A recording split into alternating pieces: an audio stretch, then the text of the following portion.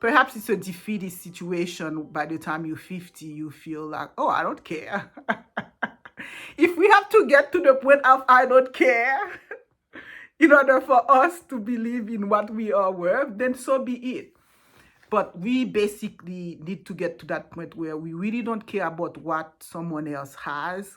Our self-worth cannot be defined by what other people have. Hi guys, welcome back to my channel. My name is Motusant Komos. Continuing my fun series on happiness over 50s. Disclaimer, I'm not a psychologist. This is not about telling people what to do. It's more like my reflection. I felt as from my personal experience on how I feel about certain things that define happiness. And I want to talk today about our self-worth. That's a topic that I think almost everyone can talk about it. Like everyone can tell stories about not being confident for one reason or the other growing up. Maybe it's part of experience of life. But what I want to talk about is how over 50, it's an important topic in a sense that for many of us, we are at the point where we know our self-worth.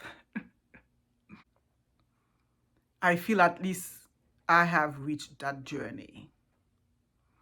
And this is why I feel, okay, I want to give my 2 cents on what I think it takes.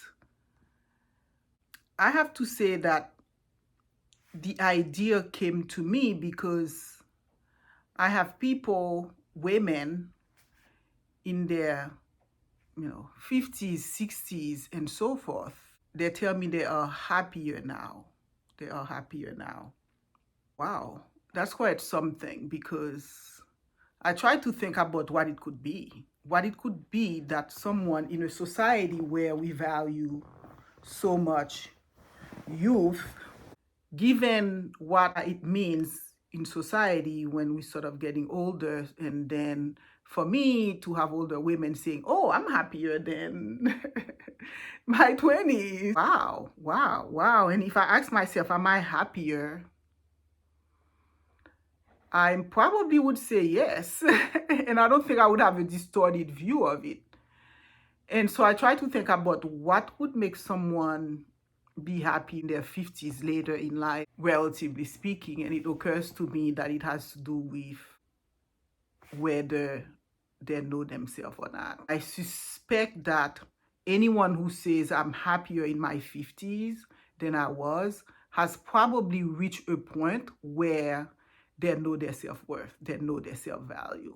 All type of issues that may occur that as we grow up that define our self-worth.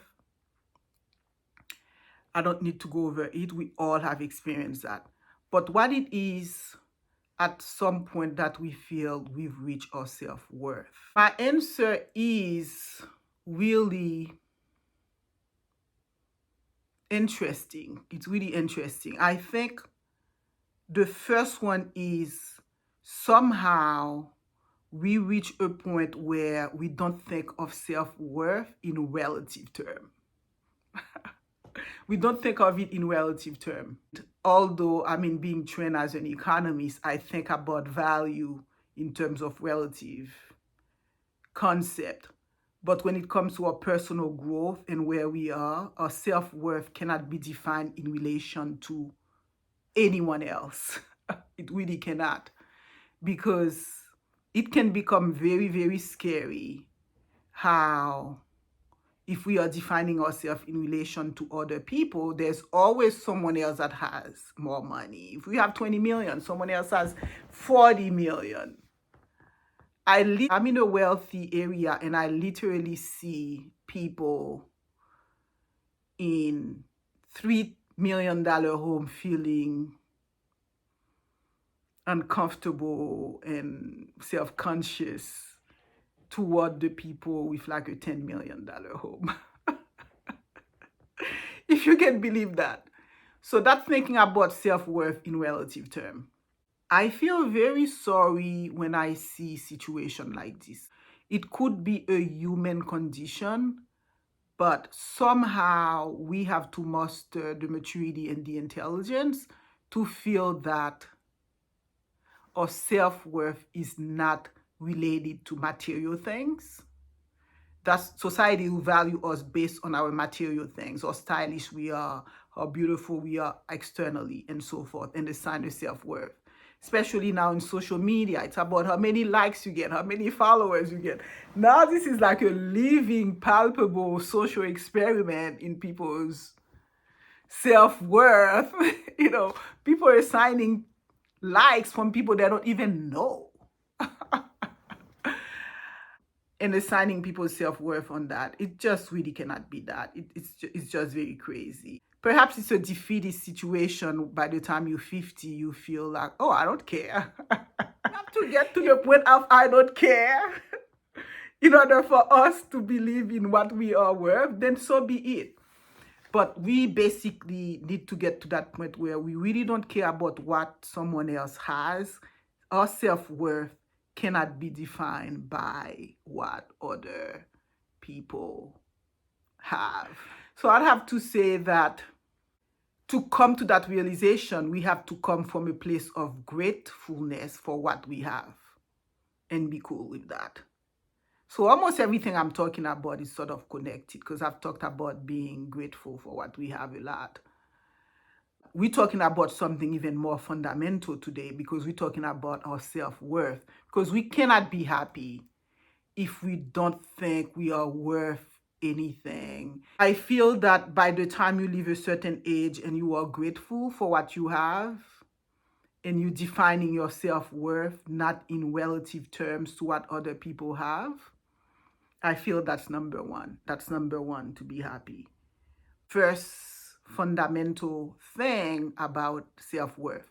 We are happy and pleased with what we have, which means what we can offer. What we have to offer, does it have value? Yes, it has value. Yes, it has value. How do you know that it has value? If you're doing something that you're not the only person benefiting, you're taking care of your parents, your children, church, anything. We as human, think about it. As human, what are we here to do? Some of us are like Mother Teresa. We like help the whole world and all that, but not all of us are called to do that, to do things like of the magnitude of Jesus and so forth. But with what we have, and the time we have, and the knowledge we have, if we are using that to help someone else, those things have no price. They really have no price.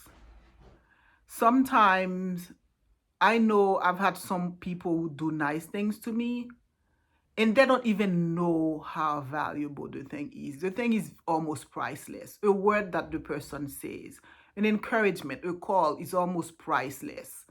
Then if the person had given me money or jewelry or anything, I don't know if it would have been as priceless. So as long as we are doing good by and to other people, by other people, we're not hurting other people, we're not being mean and nasty to other people, we really have self-worth, we have value. And this is why I think it's really important for us to understand that